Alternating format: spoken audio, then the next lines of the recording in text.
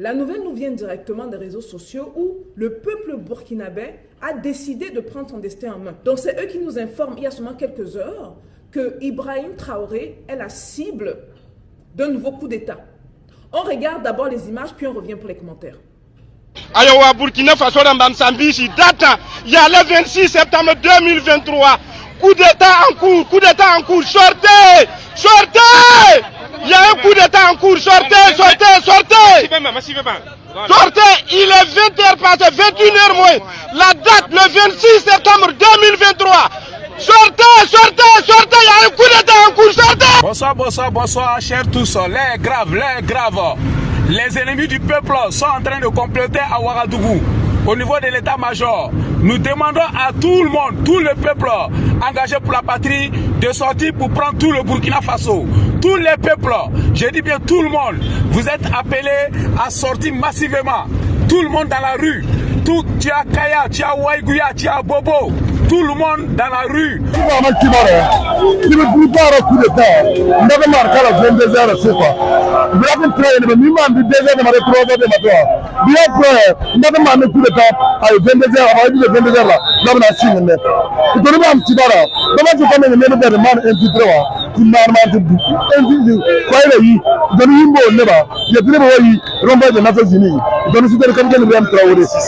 Le 26 septembre 2023, c'est vrai que nous 22h PK, nous avons un coup d'État.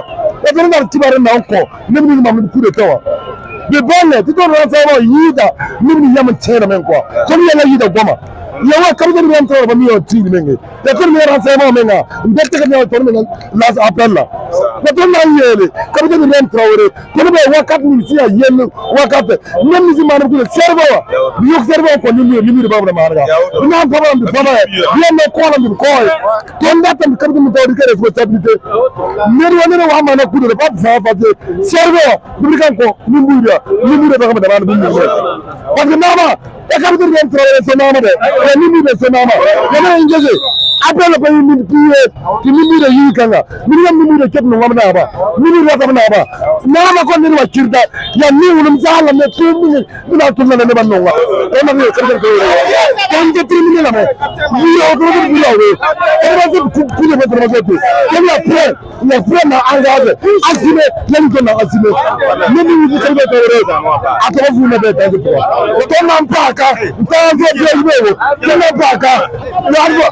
le 29 septembre 2023, maintenant, il se met Tumba.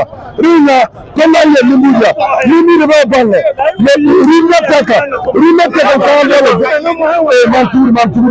Et pour ceux qui se demandent, parce que j'ai vu dans les commentaires les gens qui disent que mais comment est-ce qu'on fait pour savoir s'il y a coup d'État ou quoi que ce soit, gardons en esprit que d'habitude il y a 3 critères, à vrai dire 4, mais le 4e n'est pas souvent signe sûr de coup d'État. Premièrement, la télévision nationale est coupée.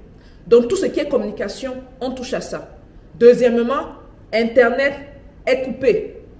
Troisièmement, très souvent on va voir des militaires dans les rues qui vont bloquer les parties stratégiques ou les endroits stratégiques du pays. On a par exemple, dans le cas du Burkina Faso cette fois-ci, on a l'endroit que Ibrahim Traoré a transformé comme son camp où il reste, qui n'est pas la présidence. On a la présidence et on a les axes principaux du pays. 4e point, les frontières sont fermées. Et très souvent, on entend des coups de feu. Maintenant, les coups de feu, ce n'est pas signe qu'il y a un coup d'État.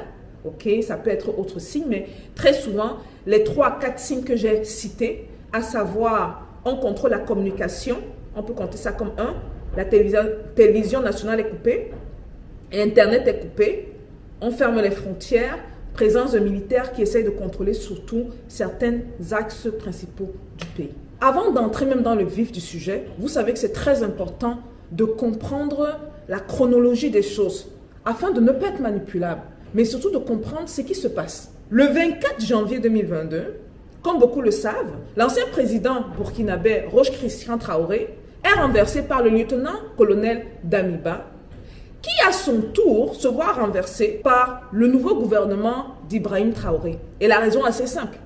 On trouve que Luc-Henri Damida est un peu trop proche de la France-Afrique. Dans le 30 septembre 2022, on va dire il y a à peu près 1 an de ça, le gouvernement d'Ibrahim Traoré prend donc la relève. Depuis dès lors, on assiste à plusieurs réformes. on a à la tête du gouvernement un président de transition qui représente réellement le peuple burkinabé, mais qui, par son message, dérange. Pas plus tard qu'il y a 3 à 4 jours à l'ONU, le ministre de la fonction publique burkinabé, Solma Bazié, représente dans le gouvernement du Burkina Faso dans un discours historique où il parle sans hypocrisie et sans langue de bois. Ceux qui n'ont pas vu ce discours, allez le voir, je vais mettre le lien là.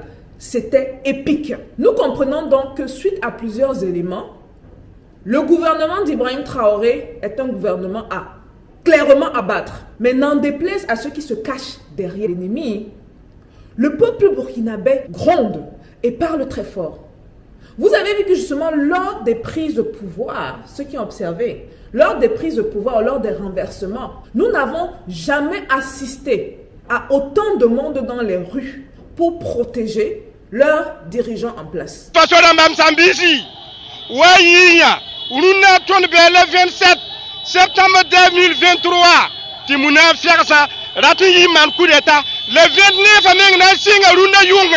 nous sommes aujourd'hui le 27 septembre 2023. Il y a un coup d'état en cours.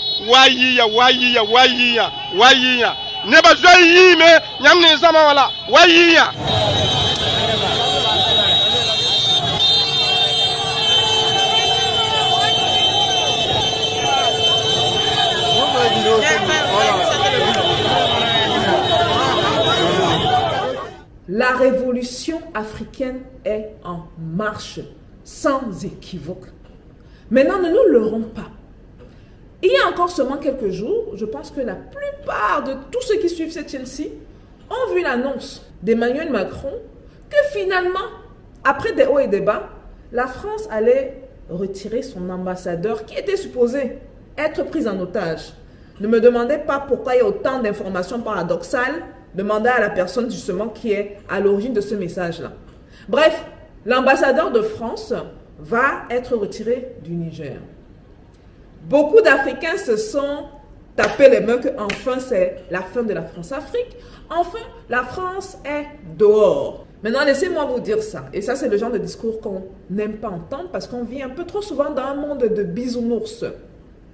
Un lion blessé, un lion affamé. Ne parlons même pas de lion, parce que c'est donner trop de force au gouvernement du mensonge. Utilisons une autre expression. Une personne affamée est prête à tout pour ne pas perdre son gain. Donc, de dire que la France va quitter l'Afrique sans rien faire, les gars, s'il vous plaît, les gars et les gossures, j'ai besoin de bien leur rappeler que pour connaître ce que quelqu'un va faire demain, il faut voir ce que la personne a fait avant. Par contre, ce que je trouve très intéressant, c'est que on se retrouve maintenant en face d'un gouvernement français qui est quand même assez innovateur. Un gouvernement français qui, mine de rien, utilise ses ménages. Mais est-ce qu'elle partira de sitôt? Mon point de vue personnel, non. Elle ne partira pas sans faire des dégâts. Elle ne partira pas juste pour partir. Parce que dans l'histoire des relations entre l'Afrique et la France, ça ne s'est pas fait ainsi. C'est pas comme les pays anglophones barbares qui sont venus attaquer, mais au moins se sont partis et ont desserré l'étau au cours justement des gouvernements africains qui se sont vus colonisés par l'Angleterre. Ce n'est pas le cas, les gars. Donc, s'il vous plaît, restons extra vigilants. La France va partir sur écrit, mais dans la pratique, partira-t-elle réellement? Face à un président comme Ibrahim Traoré, charismatique, qui fait preuve d'un panafricanisme incorruptible et surtout qui est à l'image de son pays et qui nous rappelle beaucoup le défunt mais éternel Thomas Sankara. La France ne partira pas facilement. Donc restons concentrés, restons prudents, mais surtout restons soudés. Voilà les gars, la nouvelle est tombée. D'après les nouvelles panafricaines également, le président de la transition Ibrahim Traoré se porterait bien. Il va sûrement faire une sortie. Mais suite au message de feu, le coup de massue, le coup de grâce donné par l'ONU en face du monde, pas juste au peuple africain, pas juste aux Africains. Maintenant, les Asiatiques savent. Maintenant, les Arabes savent. Tous les Occidentaux savent, parce que c'était à la tribune de l'ONU. Toutes les personnes de l'Amérique du Sud savent. La France ne va pas rester sans répliquer. Et aux enfants égarés de l'Afrique, comprenons quelque chose d'important. On ne peut pas pénétrer votre maison s'il n'y a pas de fissures dans la maison. Ne soyons pas les fissures dans nos maisons africaines. Restons concentrés, soutenons-nous. Dites-moi dans les commentaires ce que vous pensez de cette nouvelle-là. Dites-moi tout ce que vous pensez de la réaction du peuple burkinabé.